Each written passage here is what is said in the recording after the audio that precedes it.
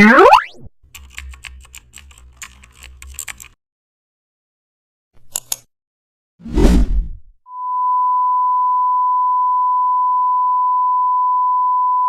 creative logo often begins with simple shapes arranged with intention and balance. Today, how to design creative shape logos. Launch Adobe Photoshop and create a square canvas sized 1500 by 1500 pixels with a clean white background.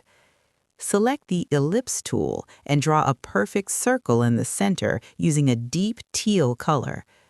Now, switch to the Rectangle tool and create a thin vertical bar cutting through the circle, adjusting its color to a lighter contrasting tone like soft mint. Lower its opacity slightly so it blends naturally. Next, choose the Polygon tool set to 5 sides and place a small shape